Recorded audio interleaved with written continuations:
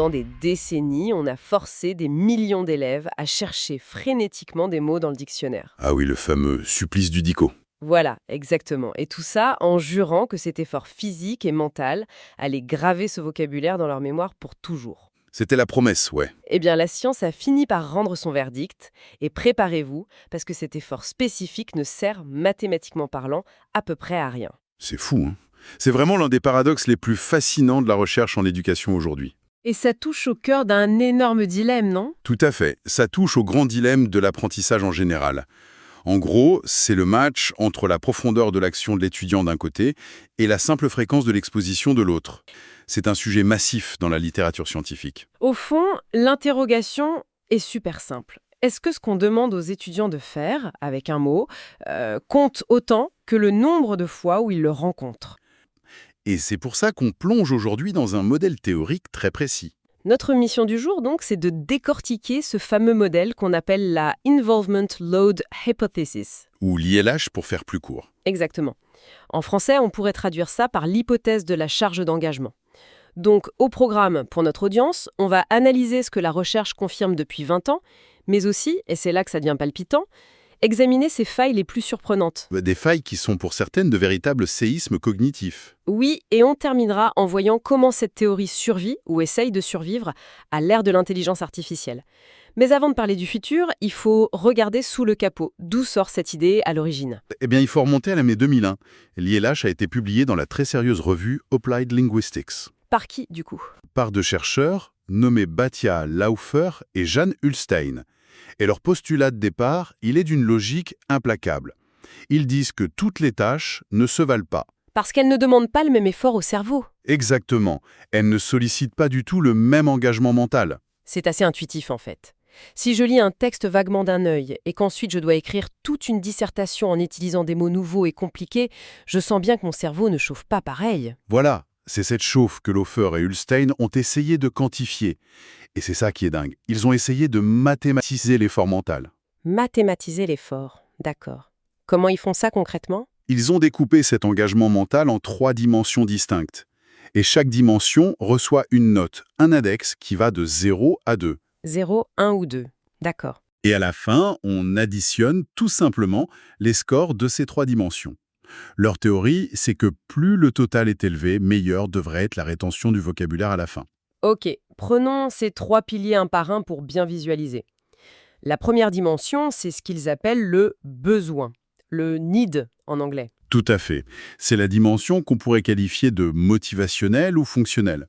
J'ai une analogie en tête pour expliquer ça. C'est un peu comme cuisiner.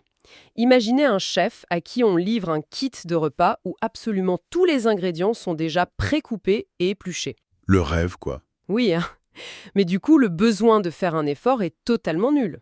Dans un exercice d'anglais, ce serait le mot compliqué dont la traduction est déjà gentiment écrite dans la marge. Un mot glossé. C'est exactement ça. Dans ce cas, l'étudiant n'a pas un besoin vital de comprendre le mot par lui-même, puisqu'on lui donne. Donc index de besoin 0.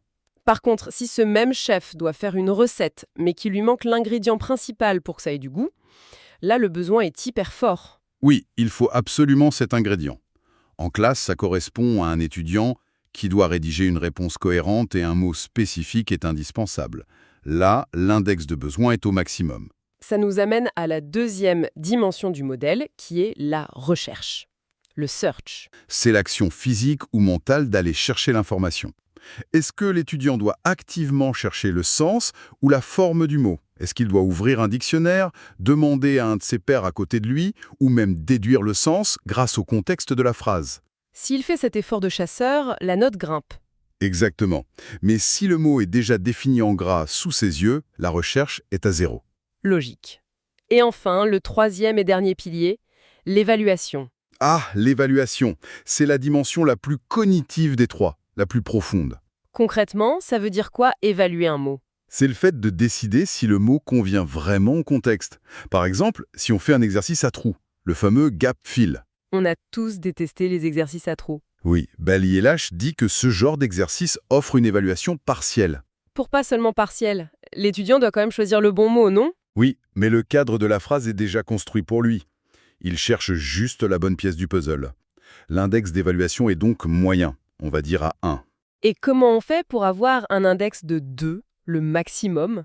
Pour avoir 2, il faut justifier un choix ou comparer 2 options complexes. Et le sommet absolu, c'est l'utilisation du mot dans une production écrite libre. L'écriture libre. Oui, parce que là, l'étudiant doit négocier la place de chaque mot par rapport à toutes ses propres idées. L'index grimpe au maximum. D'accord, je vois très bien. Par contre, il y a une énorme condition cachée pour que tout ce modèle fonctionne.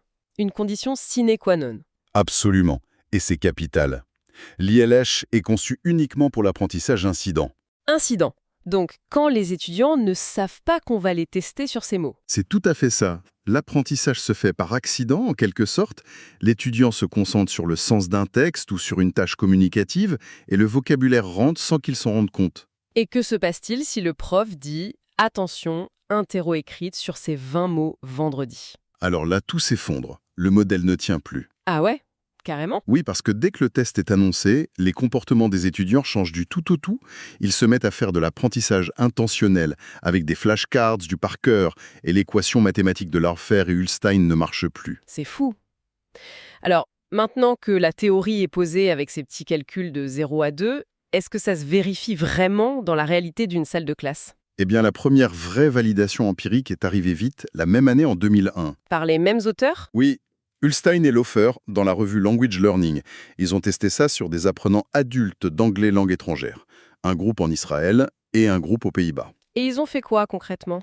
Ils ont comparé 3 tâches. Première tâche, une lecture avec des glosses dans la marge, donc un index d'engagement très bas. Ok. Deuxième tâche, une lecture avec des lacunes à remplir, donc un index moyen. Et troisième tâche, une production écrite complètement libre où on fournissait les mots cibles, index maximal. Le suspense n'est pas insoutenable, j'imagine que l'écriture libre a gagné. Haut la main. La production écrite a gagné systématiquement, que ce soit pour la mémoire à court terme ou à long terme. Donc le modèle mathématique fonctionnait. Il fonctionnait très bien, et ça a créé un vrai consensus scientifique. Si on avance un peu dans le temps, il faut mentionner la méta-analyse massive de Yanagisawa et Webb, Massive à quel point? publiée en 2021, toujours dans Language Learning. On parle de 42 études différentes, regroupant plus de 400-600 apprenants. Ah oui, c'est énorme. Et quelle est leur conclusion avec tout ce recul? La conclusion est super claire. Parmi les 3 piliers du modèle, la composante évaluation est de très très loin la plus déterminante. Donc le fait de prendre des décisions complexes sur le mot, Voilà. Et ça, c'est génial parce que ça relie cette théorie directement aux vieux travaux de Craik et Lockhart des années 70 sur les niveaux de traitement de l'information. c'est-à-dire que plus on traite l'info en profondeur, mieux on retient. Exactement.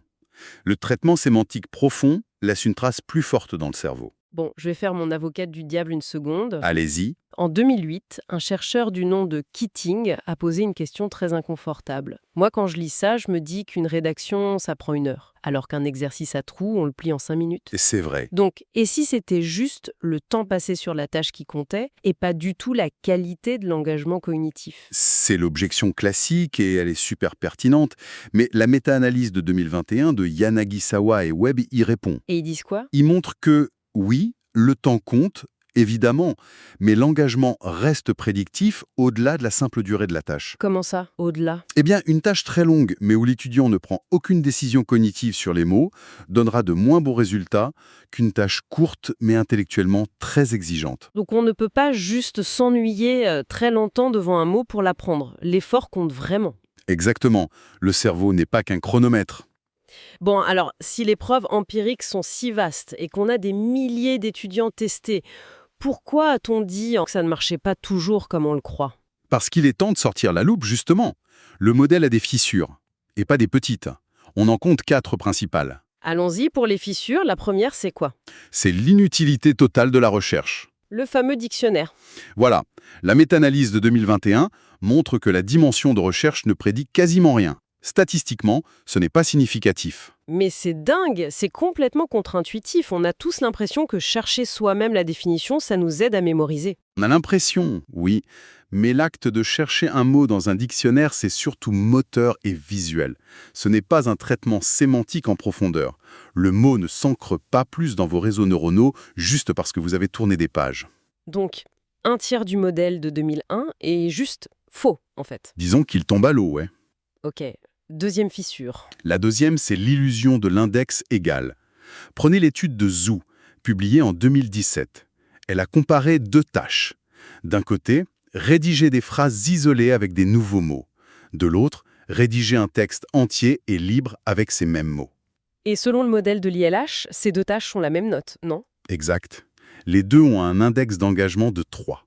Elles sont censées être parfaitement équivalentes. Et dans la réalité? Dans la réalité, le texte libre est bien meilleur pour la mémorisation. Le problème du modèle, c'est qu'il ignore l'échelle. L'évaluation au niveau d'une petite phrase indépendante, ce n'est pas du tout la même charge mentale qu'au niveau d'un texte entier, avec des paragraphes et des transitions. C'est logique. Placer un mot dans une phrase, c'est bien. Le placer dans une argumentation complexe, c'est un autre niveau. Et la troisième fissure? La troisième, c'est la force brute de la fréquence. Vous vous souvenez qu'on disait que l'effort profond battait le reste? Oui, on vient de le dire. Eh bien, l'étude de Fols en 2006 vient nuancer ça violemment. Il a montré que si vous faites 3 exercices à trous différents, donc avec un index d'engagement très faible, Ouais. vous retenez mieux les mots que si vous faites une seule phrase d'écriture libre avec un index élevé. Ah ouais. Donc la répétition bête et méchante finit par compenser le manque de profondeur. C'est ça. Le modèle ILH doit coexister avec la logique de la pratique espacée. La répétition, ça marche. Ça nous amène à la quatrième fissure. Et je crois que c'est le coup de grâce. C'est la plus douloureuse pour les théoriciens, oui. Quand on regarde les chiffres exacts de 2021, on réalise que le pouvoir prédictif de l'ILH est en fait très, très modeste. Modeste comment, donnez-nous les chiffres? L'ILH n'explique que 15% de la variabilité des résultats sur des tests immédiats. 15%, c'est pas énorme. Et attendez, sur les tests différés, pour voir ce qui reste vraiment dans la mémoire à long terme, ça tombe à seulement 5%. Attendez, quoi? 5%? Oui, 5%. Mais c'est ridicule. Donc ce modèle super complexe éclaire une toute petite partie du problème et rate les 95% restants. C'est le constat, oui. Mais ils sont passés où ces 95%? Qu'est-ce qui explique que l'étudiant retient ou pas? Eh bien, tout le reste.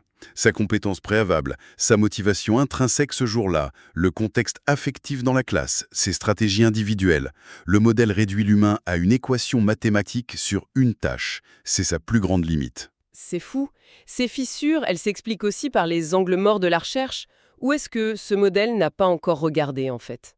Il y a de sacrées zones d'ombre. Déjà, l'échantillon. L'ILH a été testé quasi exclusivement sur des adultes qui apprennent l'anglais comme langue étrangère. Et pour les enfants? Les modalités orales, que ce soit la compréhension, la production ou l'interaction, ont été très peu étudiées à travers le prisme de l'ILH. Il y a des chercheurs qui essayent de corriger ça aujourd'hui. Oui, de nouvelles théories émergent. Par exemple, la proposition théorique de Teng et Zhang, qui date de 2024. Ils proposent quoi, eux? Ils veulent intégrer les stratégies métacognitives comme variables médiatrices. En gros, prendre en compte la façon dont l'étudiant réfléchit à son propre apprentissage pendant la tâche. Ce qui nous ramène direct à la réalité des étudiants et à ce fameux paradoxe de la salle de classe. Ah, le paradoxe. Bah oui, on a dit que le modèle ILH exige que l'apprentissage soit incident, sans test annoncé.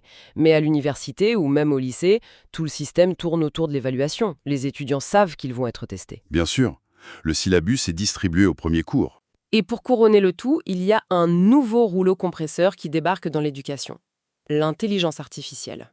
Le grand bouleversement. Face à une IA capable de tout faire à notre place, de traduire, de rédiger, est-ce que ce modèle d'engagement cognitif est obsolète ou est-ce qu'il est plus crucial que jamais? Eh bien, il est plus crucial que jamais pour comprendre le danger. Livrée à elle-même, l'IA détruit purement et simplement l'engagement. C'est clair. Si je demande à la machine « traduis ce mot pour moi », ça court-circuite le besoin. Ça externalise la recherche. Et ça annule totalement l'évaluation. Vous vous retrouvez avec un index d'engagement proche du zéro absolu, un peu comme un mauvais glossaire. Alors, comment on évite la catastrophe cognitive? Est-ce qu'il y a des pistes pour inverser la logique? Oui, il y en a 3 principales, même s'il faut rester très rigoureux sur les réserves scientifiques. La piste 1, c'est le jeu de rôle à contrainte productive. Ça ressemble à quoi? Imaginez un étudiant d'un niveau intermédiaire, disons B1 ou B2, qui incarne un personnage face à l'IA. Ça peut être une négociation ou un entretien. Et l'IA le force à utiliser certains mots spécifiques pour être crédible et avancer dans le scénario. Astucieux, le besoin est là et l'évaluation aussi. Exactement. Mais attention, petite mise en garde.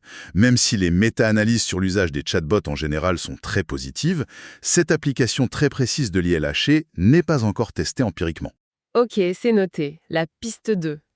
L'IA comme générateur de contexte. Là, c'est un outil pour l'enseignant. Pas pour l'élève. Non, le prof demande à l'IA de générer des phrases très variées avec le mot cible, adaptées par exemple au niveau A2 ou B1. Ça permet de jouer à fond sur la fréquence et la variété contextuelle, qui sont des modérateurs positifs de l'apprentissage. On pallie la troisième fissure du modèle, en somme. Tout à fait. Et la troisième piste? C'est l'idée du tuteur socratique. Le tuteur socratique, ça veut dire qu'il pose des questions. C'est exactement ça. L'IA ne corrige jamais directement. Elle questionne. Par exemple, l'étudiant écrit une phrase et l'IA répond « Que se passerait-il si tu utilisais ce mot dans un contexte plus formel ?» Oh, j'adore l'idée. L'évaluation a lieu dans la comparaison. L'étudiant doit réfléchir. Ce n'est pas juste une correction passive en rouge sur la copie. Voilà, l'effort cognitif reste chez l'apprenant. Mais encore une fois, il reste à valider ça empiriquement. Ce qui est fascinant, c'est que ce qui change avec l'IA, ce n'est pas la règle du jeu du cerveau humain. L'apprentissage mental demande toujours de l'effort. Non, ça ne change pas. Ce qui change, c'est juste la vitesse fulgurante à laquelle on peut générer des tâches, qu'elles soient très efficaces ou complètement catastrophiques pour la mémoire. C'est le grand défi des prochaines années. Pour résumer un peu tout ça avant de se quitter, l'Involvement Load Hypothesis, c'est une boussole fascinante des années 2000. Elle a eu le mérite de prouver que l'effort cognitif, et surtout la phase d'évaluation, compte vraiment. Même si, on l'a vu, elle a des énormes angles morts face à la fréquence de répétition, au temps de pratique et surtout face à l'apprentissage intentionnel des étudiants. Et d'ailleurs, pour clôturer, vous aviez une dernière réflexion un peu provocatrice à partager avec ceux qui nous écoutent. Oui, je voudrais qu'on prolonge notre constat sur le contexte universitaire. On a dit que le modèle fonctionne surtout quand l'étudiant ignore qu'il sera évalué. C'est le principe de l'incident, oui.